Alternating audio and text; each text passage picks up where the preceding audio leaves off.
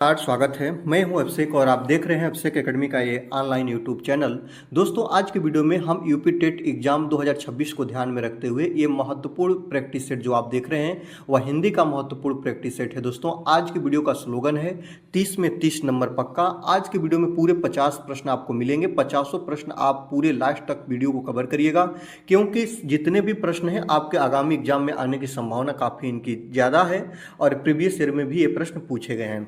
चलिए आगे चलते हैं। सर्वप्रथम पहला प्रश्न आज की वीडियो का देखेंगे कि हिंदी वर्णमाला में मुख्य रूप से जो मूल स्वर होते हैं वह कितने होते हैं या इनकी संख्या कितनी होती है। आपको बता दें हिंदी वर्णमाला में वर्ण कितने होते हैं। आपसे पूछे तो वर्ण आपके दो होते हैं, एक होता है स्वर और दोस्तों एक होता है आपका व्यंजन। क्या होता है दोस्तों? एक होता है आपका व्यंजन।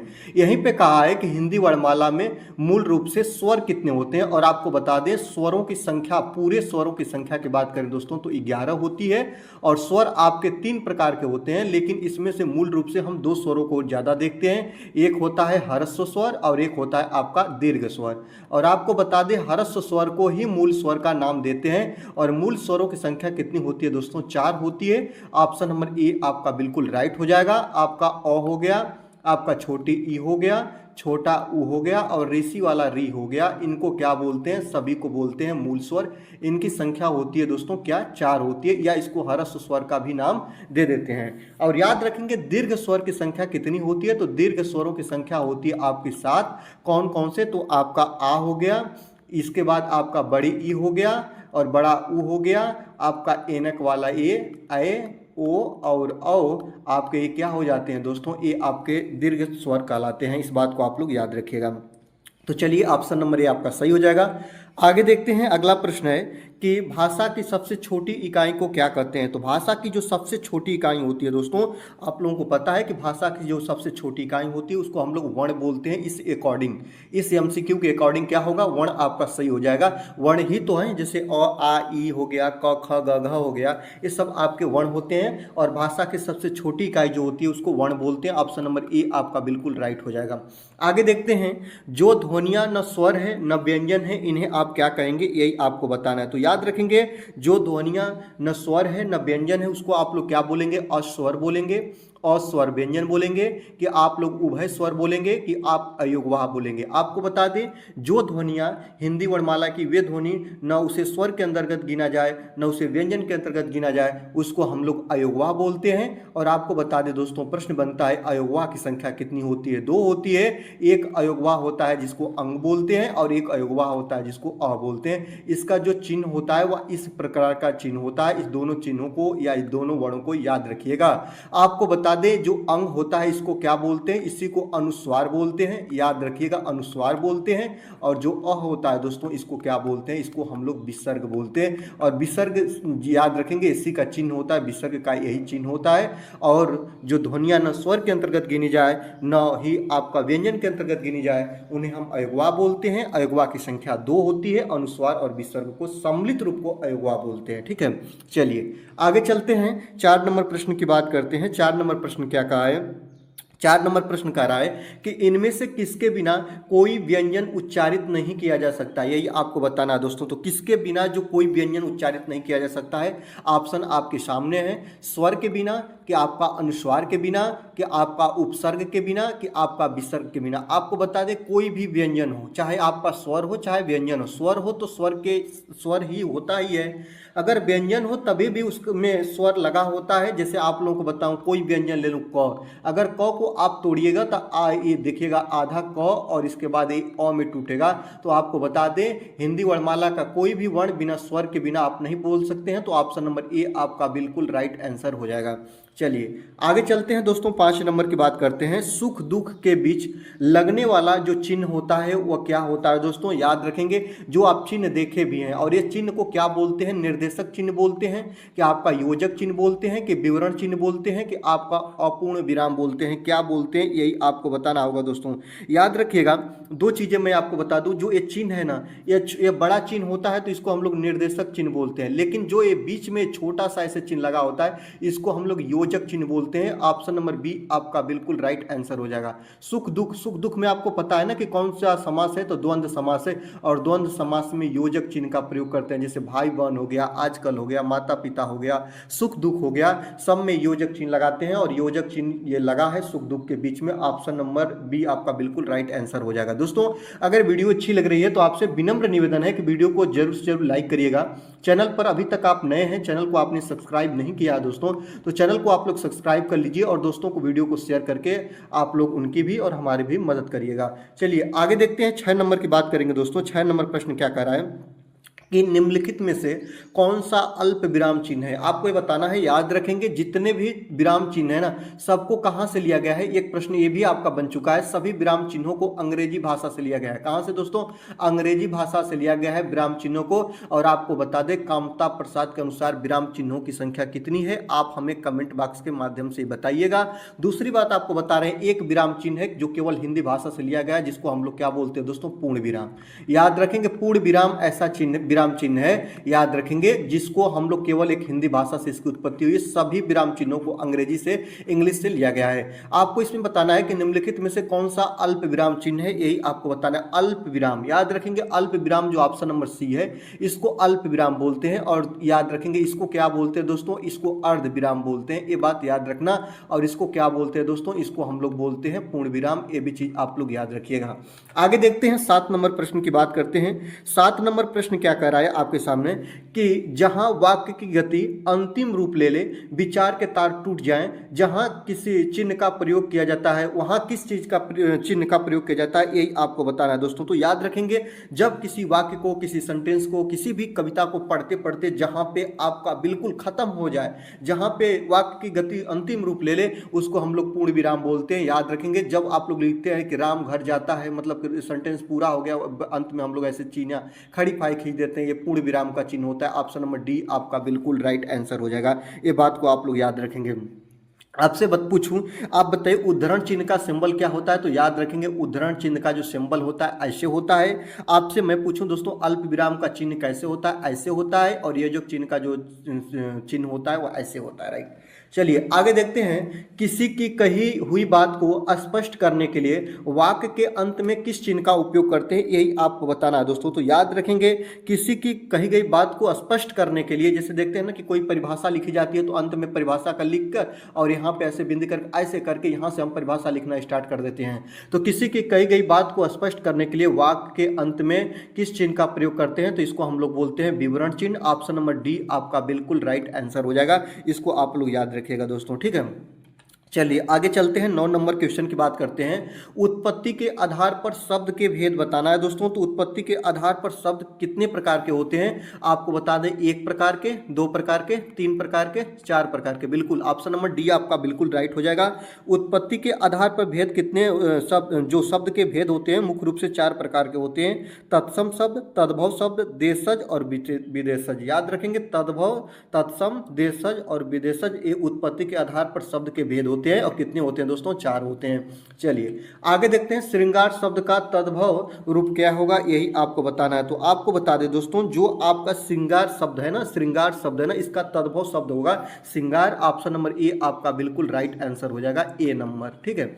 चलिए आगे देखते हैं, इनमें से घोटक शब्द क्या है, यही आपको बताना है दोस्तों। तो याद रखेंगे, जो आप लोग शब्द को देख रहे हैं ना, उसमें से अगर आपको बात करें, घोटक शब्द क्या है, देशज शब्द है कि तद्भव है कि तत्सम है कि विदेशज है, आपको बता दें। जो घोटक शब्द है ना, याद रखेंगे, संस्कृत से लिया गया है, याद रखेंगे। तो ये क्या हो जाएगा, आपका तत्सम हो जाएगा। ये क्या हो जाएगा दोस्तों, याद रखेंगे, ये आपका तत्सम हो जाएगा। और इसका तद्भव क्या होता है दोस्तों, याद रखेंगे, घोड़ा होता है। ये बात याद रखना, घोड़ा का ये तत्सम है। और याद रखेंगे, ऑप्शन नंबर सी आपका बिल्कुल राइट आंसर हो जाएगा। आगे देखते हैं, 12 नंबर प्रश्न की बात करते हैं। 12 नंबर प्रश्न क्या कह रहा है कि मंत्रकारी शब्द का तद्भव रूप क्या है, ये आपको बताना है दोस्तों। तो याद रखेंगे, मंत्रकारी शब्द का जो तद्भव रूप होगा वो मदारी होगा। और मंत्रकारी क्या है दोस्तों, याद रखेंगे, ये तत्सम है। क्या है दोस्तों, तत्सम है, किसका, मदारी का। ऑप्शन नंबर ए आपका बिल्कुल राइट आंसर हो जाएगा। आगे देखते हैं, प्रत्युत याद रखेंगे। अगला प्रश्न है दोस्तों, याद रखेंगे जो आपका प्रत्युत्पत्ति, याद रखेंगे प्रत्युत्पत्ति शब्द में कौन सा उपसर्ग प्रयुक्त हुआ है, याद रखेंगे। तो याद रखेंगे प्रति, इसमें क्या लगा है दोस्तों, याद रखेंगे इसमें प्रति शब्द का उपयोग किया गया है। तो ऑप्शन नंबर बी आपका बिल्कुल राइट आंसर हो जाएगा, याद रखेंगे। आगे देखते हैं उपसर्ग इनमें से कहाँ जोड़ा जाता है, याद रखेंगे। अगला प्रश्न है दोस्तों 14 नंबर प्रश्न की बात करते हैं कि उपसर्ग जो होते हैं वे कहाँ जोड़े जाते हैं। आपको पता है कि मूल शब्द के आगे लगते हैं, याद रखेंगे शब्द के अंत में, शब्द के पहले लगते हैं। ऑप्शन नंबर बी आपका बिल्कुल राइट आंसर हो जाएगा। आगे देखते हैं 15 नंबर प्रश्न की बात करते हैं। 15 नंबर प्रश्न क्या कह रहा है कि जो आपका प्राकथन शब्द में कौन सा उपसर्ग लगा हुआ है, यही आपको बताना है दोस्तों। तो याद रखेंगे जो आपका प्राकथन शब्द है इसमें आपका प्राक उपसर्ग लगा हुआ है। ऑप्शन नंबर डी आपका बिल्कुल राइट आंसर हो जाएगा। आगे देखते हैं प्रत्यय का प्रयोग इनमें से कहाँ किया जाता है। तो जो मूल शब्द होते हैं उनके पीछे, याद रखेंगे शब्दों के पहले नहीं, शब्दों के बाद में लगते हैं, याद रखेंगे ये होते हैं आपके प्रत्यय। ऑप्शन नंबर बी आपका बिल्कुल राइट आंसर हो जाएगा। आगे देखते हैं 17 नंबर प्रश्न की बात करते हैं कि निम्न में से लिंग की दृष्टि से कौन सा विकल्प गलत है, यही आपको बताना है दोस्तों। तो लिंग की दृष्टि से कौन सा विकल्प गलत है, याद रखेंगे तनुज जो शब्द आप लोग देख रहे हैं ना, तनुज, तनुज का मतलब होता है ना कि बेटा होता है, याद रखेंगे। और तनुजा का मतलब क्या होता है, बेटी होता है। तो इसका विलोम शब्द बिल्कुल सही है, याद रखेंगे। चूहा का चूहिया, ये भी बिल्कुल सही है। सांप का सापिन, ये भी सही है, याद रखेंगे। बनिया का बनियान नहीं होता है, ये बात याद रखेंगे। तो यही विकल्प आपका गलत है। ऑप्शन नंबर डी आपका बिल्कुल राइट हो जाएगा। इसका होगा क्या, आपको बता दें, इसका होगा बनियाइन, याद रखेंगे। इसका क्या होगा दोस्तों, याद रखेंगे इसका जो आपका विलोम शब्द होगा, बनिया का विलोम शब्द बनियाइन होगा और बनियान नहीं होगा। तो इसलिए ऑप्शन नंबर डी आपका बिल्कुल राइट होगा, क्योंकि यही गलत है। आगे देखते हैं 18 नंबर प्रश्न की बात करते हैं कि निम्नलिखित में से किसके नाम प्रायः पुल्लिंग होते हैं, ये आपको बताना है दोस्तों। तो याद रखेंगे जो समुद्रों के नाम आप लोग जानते हैं, जैसे कि प्रशांत महासागर हो गया, हिंद महासागर हो गया, अरब महासागर हो गया, ये जितने भी सागर है ना दोस्तों, याद रखेंगे ये आपके पुल्लिंग होते हैं, ये बात आप लोग याद रखेंगे। तो जो समुद्रों के नाम होते हैं ना सदैव ये पुल्लिंग में होते हैं। ऑप्शन नंबर ए आपके बिल्कुल राइट आंसर हो जाएगा। इस तरह आप चीज़ों को देखिएगा। जैसे भाषा की नाम बात करें, भाषा के बारे में, तो जैसे कि अंग्रेजी भाषा, संस्कृति भाषा, जापानी भाषा, ये सदैव स्त्रीलिंग में, भाषाएं किस में होती हैं, स्त्रीलिंग में होती हैं। नदियों के नाम की बात करें, जैसे कि नदियों के नाम गंगा, यमुना, सरस्वती, किस में होती हैं दोस्तों, ये आपकी स्त्रीलिंग में होती हैं। जैसे तिथियों की नाम बात करें, जैसे प्रथमा, द्वितीया, तृतीया, तो ये तिथि जो होती है सदैव स्त्रीलिंग में होती हैं। तो केवल आपका समुद्र ही होते हैं, अरब सागर, महासागर, ये जो होते हैं दोस्तों, ये आपके पुल्लिंग में सदैव इसका प्रयोग किया जाता है। ऑप्शन नंबर ए आपका राइट हो जाएगा। चलिए 19 नंबर प्रश्न की बात करते हैं दोस्तों। 19 नंबर कह रहा है कि निम्नलिखित में से किस विकल्प में सभी शब्द स्त्रीलिंग है, यही आपको बताना है दोस्तों। याद रखेंगे जो नर्मदा आपका स्त्रीलिंग है, लेकिन शीशम आपका स्त्रीलिंग नहीं है, याद रखेंगे। इसमें देखिएगा ये भी स्त्रीलिंग नहीं है। साहित्य और जहाज, ये भी स्त्रीलिंग नहीं है, लेकिन समाधि और दीमक जो है दोस्तों, याद रखेंगे इस सदैव स्त्रीलिंग है, ये बात को आप लोग याद रखिएगा। समाधि और जो आपका दीमक है सदैव स्त्रीलिंग है, ये चीजों को आप लोग याद रखिएगा। चलिए आगे चलते हैं दोस्तों, 20 नंबर की बात करते हैं। 20 नंबर प्रश्न क्या कर रहा है कि निम्न में से स्त्रीलिंग शब्द को पहचानिए। याद रखेंगे जो काशीदार है स्त्रीलिंग है, कि जुराफ स्त्रीलिंग है, कि पाजामा स्त्रीलिंग है, कि घाघरा स्त्रीलिंग है। आपको मैं एक एक करके बता रहा हूँ, याद रखेंगे। जो घाघरा है ना ये भी पुल्लिंग है, याद रखेंगे। जो पाजामा है ये भी आपका पाजामा पहना जाता है, ये भी आपका क्या है दोस्तों, पुल्लिंग है। जो काशिदाकार है दोस्तों, ये भी आपका पुल्लिंग है। लेकिन याद रखेंगे जो जुर्राफ आप लोग देख रहे हैं ना, याद रखेंगे जुर्राफ खो गई है या खराब हो गई है, या सदैव स्त्रीलिंग में प्रयोग की जाती है, तो यही आपका स्त्रीलिंग होगा। ऑप्शन नंबर बी आपका बिल्कुल राइट हो जाएगा। आगे देखते हैं हिंदी भाषा में वचन कितने प्रकार के होते हैं। तो हिंदी भाषा में वचन जो होते हैं वो दो प्रकार के होते हैं, एक वचन और बहुवचन। याद रखेंगे एक होता है दोस्तों एक वचन, और एक होता है दोस्तों आपका बहुवचन। तो इस प्रकार भाषा कितने प्रकार हुए, दो हुए। ऑप्शन नंबर बी आपका बिल्कुल राइट आंसर हो जाएगा। आगे देखते हैं 22 नंबर प्रश्न की बात करते हैं। 22 नंबर प्रश्न क्या कह रहा है कि मैंने आम ले लिया का बहुवचन क्या होगा। याद रखेंगे मैंने आम ले लिया, ये जो दोस्तों आप लोग सेंटेंस देख रहे हैं इसी का बहुवचन बताना है। कि मैंने आम ले लिए हैं ये होगा, कि मैंने आम लिए हैं ये होगा, कि हमने आम लिए हैं ये होगा, कि हमने आम ले लिया है ये होगा। याद रखेंगे। तो 22 नंबर का जो ऑप्शन नंबर सी देख रहे हैं कि मैंने आम ले लिया है, ये दोस्तों आपका बिल्कुल यही करेक्ट आंसर होगा। कि हमने आम ले लिया है, याद रखेंगे। जो ऑप्शन नंबर डी देख रहे हैं ना, ये आपका बिल्कुल सही हो जाएगा। लिए और लिया में अंतर होता है, यही आपका बहुवचन होगा। ऑप्शन नंबर डी आपका बिल्कुल राइट आंसर हो जाएगा। आगे देखते हैं, नदी का जल ठंडा है का सामान्य बहुवचन बताना, यही आपको बताना है दोस्तों। तो नदी का जल ठंडा है, याद रखेंगे। नदी का जल ठंडा है तो ये तो सेम हो गया, ये बहुवचन होगा नहीं। सभी नदी का जल ठंडा है, नहीं, ये बहुवचन। एक नदी का जल के बारे में बताया, नदियों का जल ठंडा है, याद रखेंगे। ऑप्शन नंबर सी आपका बिल्कुल राइट हो जाएगा। नदी का जल ठंडा है, इसका सामान्य बहुवचन होगा कि नदियों का जल ठंडा है। ऑप्शन नंबर सी आपका राइट हो जाएगा। आगे देखते हैं, पानी का सामान्य बहुवचन बताना है, ये आपको बताना है दोस्तों। तो याद रखेंगे, जो पानी का बहुवचन क्या होगा, समादर होगा, इनमें से कोई नहीं। पानी, पानियों क्या होगा दोस्तों, याद रखेंगे पानी, याद रखेंगे। जो पानी हो गया, बहुत इंपॉर्टेंट चीज बता रहा हूं। इसके बाद दोस्तों आपका प्राण हो गया, और दोस्तों एक चीज और याद रखेगा जिसको हम लोग बोलते हैं हस्ताक्षर, याद रखेंगे। आपका पानी, आपका प्राण और हस्ताक्षर, ये तीनों जो चीजें हैं ना, जो तीनों ये शब्द आप लोग देख रहे हैं दोस्तों, ये सदैव बहुवचन होते हैं, सदा ये बहुवचन में प्रयोग किए जाते हैं। तो पानी का सामान्य बहुवचन पानी ही होगा। ऑप्शन नंबर सी आपका बिल्कुल राइट हो जाएगा। आगे देखते हैं, 25 नंबर की बात करते हैं।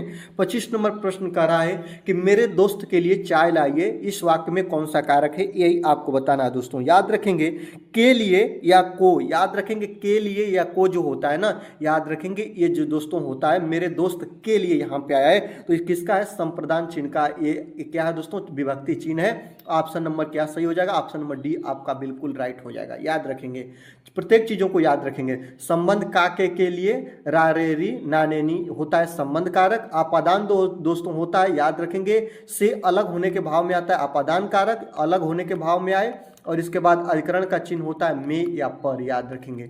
चलिए आगे देखते हैं, हे ईश्वर दया करो, रेखांकित शब्द में कौन सा कारक है। कारक आपको बिल्कुल चीजों को देख देख के बता देंगे कि जो ये चिन्ह है ना, संबोधन चिन्ह का एग्जाम्पल है, याद रखेंगे। ये चिन्ह से ही आप लोग इसको पहचानेंगे, संबोधन कारक है। ऑप्शन नंबर ए आपका बिल्कुल राइट हो जाएगा। 27 नंबर प्रश्न की बात करते हैं दोस्तों।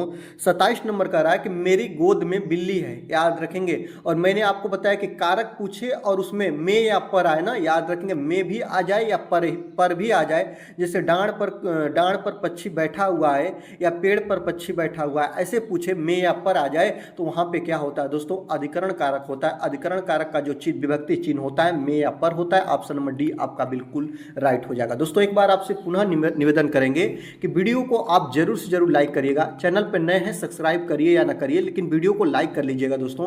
चलिए आगे चलते हैं, राम का भाई भरत है, इस वाक्य में कौन सा कारक है, यही आपको बताना है दोस्तों। तो याद रखेंगे, आपको मैंने बताया कि का के की रा रे री और ना ने नी, ये जो संबंध चिन्ह होते हैं ना दोस्तों, ये संबंध कारक के होते हैं। तो याद रखेंगे, राम का भाई भरत है, तो ऑप्शन नंबर बी आपका बिल्कुल राइट आंसर हो जाएगा। बी वाला ऑप्शन आपका करेक्ट हो जाएगा इस प्रश्न के अकॉर्डिंग।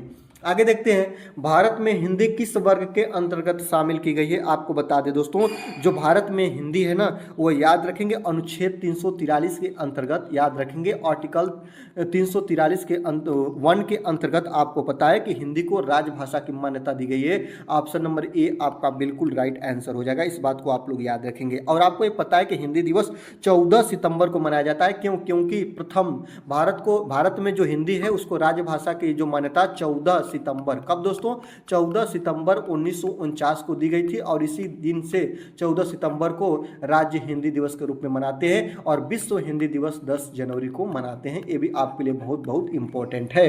आगे देखते हैं, हिंदी भाषा कौन सी लिपि में लिखते हैं, ये आपको बताना है दोस्तों। तो याद रखेंगे, जो हिंदी भाषा की लिपि है वह क्या है दोस्तों, वह देवनागरी लिपि है। आपको पता है कि अनुच्छेद 343 के अंतर्गत हिंदी भाषा की लिपि देवनागरी मानी गई है। ऑप्शन नंबर डी आपका बिल्कुल राइट हो जाएगा। देवनागरी लिपि की उत्पत्ति किससे हुई है, तो ब्राह्मी लिपि से हुई है। ये भी चीज आप लोग याद रखेंगे, याद रखिएगा ये चीजों को। चलिए आगे चलते हैं दोस्तों। अगर आपसे मैं एक बात कहूँ कि पंजाबी, याद रखेंगे, जो गुरुमुखी है वो गुरुमुखी वह कौन सी भाषा है, तो याद रखेंगे जो गुरुमुखी है ना वह पंजाबी, याद रखेंगे जो पंजाबी भाषा है वह गुरुमुखी लिपि से ली गई है। ये भी चीज़ों को आप लोग याद रखिएगा। ठीक है, चलिए आगे चलते हैं दोस्तों। यहाँ पे अब हम बात करेंगे अगले प्रश्न की। 31 नंबर, भारतीय संविधान के किस भाग में राजभाषा का प्रावधान है, यही आपको बताना है दोस्तों। तो याद रखेंगे भारतीय संविधान का भाग जो 17 है, इसमें राजभाषा का प्रावधान आपको मिलेगा। ऑप्शन नंबर सी आपका बिल्कुल राइट आंसर हो जाएगा, याद रखेंगे। और 8वीं अनुसूची में याद रखेंगे, 8वीं अनुसूची में हिंदी भाषा है। 343 से लेकर 351 अनुच्छेद में आपको हिंदी भाषा मिलेगी भारतीय संविधान के। ये चीज आप लोग याद रखिएगा।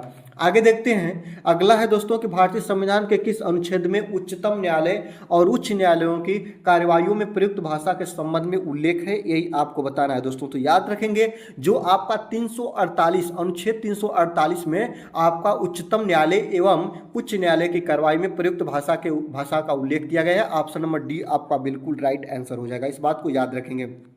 अगर बात एक एक की करें तो 343 में जब आप देखेगा तो जो भारत की भाषा है, याद रखेंगे वह हिंदी भारत की राजभाषा है और इसकी जो लिपि है वह देवनागरी लिपि है। दोनों चीज़ें इसमें आपकी किस में मिलती है, 343 में मिल जाती हैं। और 351 में बात करें तो हिंदी भाषा के विकास के निर्देश दिए गए हैं, हिंदी भाषा के विकास की बातें की गई है। ये चीज़ आप लोग याद रखिएगा, ठीक है।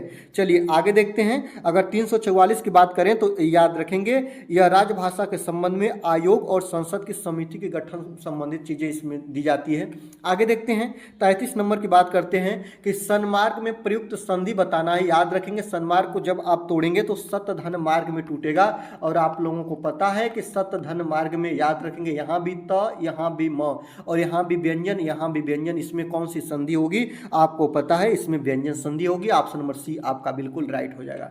आगे देखते हैं, भगवद गीता का संधि विच्छेद आपको बताना है, ये आपके लिए बहुत इंपॉर्टेंट है। भागवत और गीता में टूटता है, याद रखेंगे भागवत और गीता। ऑप्शन नंबर सी आपका बिल्कुल राइट हो जाएगा। आगे देखते हैं, सूर्योदय शब्द में कौन सी संधि है, यही आपको बताना है दोस्तों। तो याद रखेंगे सूर्योदय में आप लोग याद रखेंगे सूर्य धन उदय में टूटेगा। किस में टूटेगा दोस्तों, याद रखेंगे ये टूटेगा संधि विच्छेद इसका सूर्य धन उदय होगा। और आपको पता है कि सूर्य धन उदय को ही सूर्योदय बोलते हैं। और इसमें जो संधि होगी अधन उ मिलाकर ओ हो जाती है, याद रखेंगे ओ हो जाती है, अधन उ मिलाकर ओ हो जाती है। इस प्रकार इसमें संधि आपकी गुण संधि मिलेगी। ऑप्शन नंबर सी आपका राइट हो जाएगा। आगे देखते हैं, जिस समास का पूर्व पद मतलब पहला पद प्रधान हो उसे कौन सा समास बोलते हैं। आपको पता है कि जिस समास का पूर्व पद प्रधान हो उसको हम लोग अव्ययी भाव समास बोलते हैं। ऑप्शन नंबर सी आपका बिल्कुल राइट आंसर हो जाएगा, ठीक है। चलिए आगे देखते हैं, विलोम की दृष्टि से एक युग्म अशुद्ध है और कौन सा युग्म अशुद्ध है, यही आपको बताना है दोस्तों। याद रखेंगे आयात को निर्यात बोलते हैं, बिल्कुल चीज़ सही बात है दोस्तों। आयात का मतलब मंगाने से, वस्तुओं को मंगाने से है, और जो निर्यात है दोस्तों वस्तुओं को भेजने से है, ठीक है। तो दृश्य का अदृश्य होगा, ये भी सही होगा दोस्तों। प्रत्यक्ष का परोक्ष ये भी होता है। अमीश, याद रखेंगे अमीश का जो समीश नहीं होता है, अमीश का निरामिष होता, याद रखेंगे इसका क्या होता है दोस्तों, इसका होता है आपका निरामिष। तो अशुद्ध यही है, ऑप्शन नंबर डी आपका बिल्कुल राइट हो जाएगा। आगे देखते हैं, उत्कर्ष शब्द का विलोम आपको बताना है। याद रखेंगे उत्कर्ष, उत्कर्ष का मतलब होता है उन्नति, प्रगति या ऊपर उठना, लेकिन इसका विलोम शब्द होता है अवनति या गिरावट या नीचे गिरना, याद रखेंगे।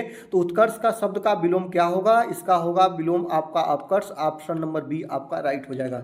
आगे देखते हैं, अंतर्मुखी का विलोम शब्द क्या होता है, अंतर्मुखी, इसका विलोम शब्द बहिमुखी होता है। ऑप्शन नंबर डी आपका बिल्कुल राइट हो जाएगा। आगे देखते हैं, आकाश में चंद्रमा चमक रहा है और रेखांकित शब्द का पर्यायवाची नहीं है, यही बात बता रहा है दोस्तों। जो आकाश है ना यही रेखांकित है और इसका पर्यायवाची कौन नहीं है, आकाश का। आकाश का व्योम भी होता है, आपका गगन भी होता है, आपका नभ भी होता है, रसाल नहीं होता है। रसाल किस, आकाश का, आकाश का व्योम भी होता है, आपका गगन भी होता है, आपका नभ भी होता है, रसाल नहीं होता है। रसाल किसका पर्यायवाची शब्द है दोस्तों, आम का है। ये बात याद रखेंगे तो ऑप्शन नंबर सी आपका बिल्कुल राइट हो जाएगा।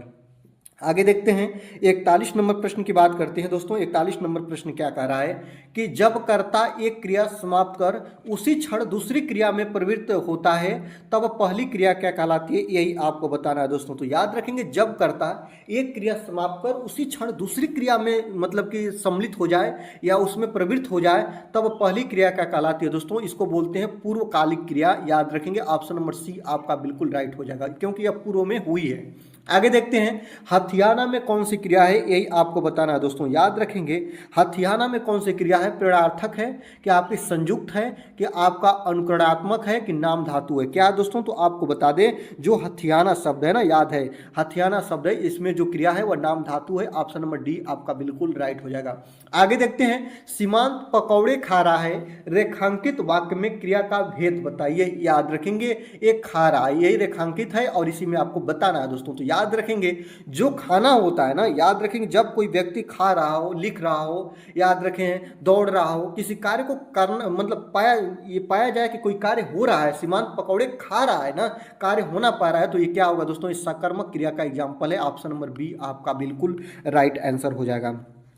आगे देखते हैं, अधोलिखित किस वाक्य में अकर्मक क्रिया है। अकर्मक क्रिया वह क्रिया होती है जिसमें किसी निश्चित कार्य का होना ना पाया जाता हो, जैसे सोना हो, ये चीजें हो गया, रोना हो गया, ये दोस्तों ये क्या होती है, ये आपकी अकर्मक क्रिया के एग्जाम्पल हैं। इस चीजों को याद रखें। मैं पुस्तक पढ़ता हूँ, ये सकर्मक है। ये चीजें तुम्हारा जी ललचाती हैं, ये भी सकर्मक है। और याद रखेंगे वह अपना सिर खुजलाता है, ये भी सकर्मक क्रिया है। श्याम सोता है, सोना हो गया, रोना हो गया, ये दोस्तों याद रखेंगे। ये दोस्तों क्या होते हैं, ये आपके अकर्मक के एग्जाम्पल होते हैं। ऑप्शन नंबर सी आपका राइट हो जाएगा। आगे देखते हैं, व्यक्ति वस्तु या स्थान के नाम को क्या कहते हैं। व्यक्ति वस्तु स्थान के नाम को संज्ञा बोलते हैं। क्या बोलते हैं, ऑप्शन नंबर सी आपका बिल्कुल राइट हो जाएगा, संज्ञा बोलते हैं। राकेश, रमेश, सीता, श्याम, हिंदुस्तान में कौन सी संज्ञा है, यही आपको बताना है। आपको पता है कि वह संज्ञा जिसमें किसी व्यक्ति के नाम का या विशेष वस्तु का नाम का, अगर नाम का वर्णन हो, जैसे राकेश एक व्यक्ति का नाम है, रमेश एक व्यक्ति का नाम है, सीता किसी व्यक्ति या स्त्री का नाम है, श्याम ये भी वही चीज है दोस्तों, ये हिंदुस्तान किसी देश का नाम है। याद रखेंगे जब किसी देश, वस्तु, स्थान, वेशभूषा का प्रत्येक का नाम डिनोट करके चीजें बताई जाए तो वहां पे व्यक्तिवाचक संज्ञा होगा। ऑप्शन नंबर बी आपका बिल्कुल राइट हो जाएगा। आगे देखते हैं, 47 नंबर की बात करते हैं दोस्तों। 47 नंबर प्रश्न क्या कह रहा है कि इनमें से कौन सा शब्द व्यक्तिवाचक संज्ञा नहीं है, यही आपको बताना है। कौन नहीं है व्यक्तिवाचक संज्ञा, हिमालय। याद रखेंगे हिमालय व्यक्तिवाचक संज्ञा है क्योंकि ये विशेष नाम है दोस्तों। गंगा ये भी नाम है क्योंकि एक नदी का विशेष नाम है गंगा, एक ही नदी है जिसका नाम है गंगा, तो ये व्यक्तिवाचक संज्ञा होगी। राम ये भी किसी का नाम है, तो याद रखेंगे ये भी व्यक्तिवाचक होगा। पहाड़ जो है दोस्तों ये व्यक्तिवाचक नहीं होगा, ये क्या होगा दोस्तों, ये आपकी जातिवाचक संज्ञा होगी।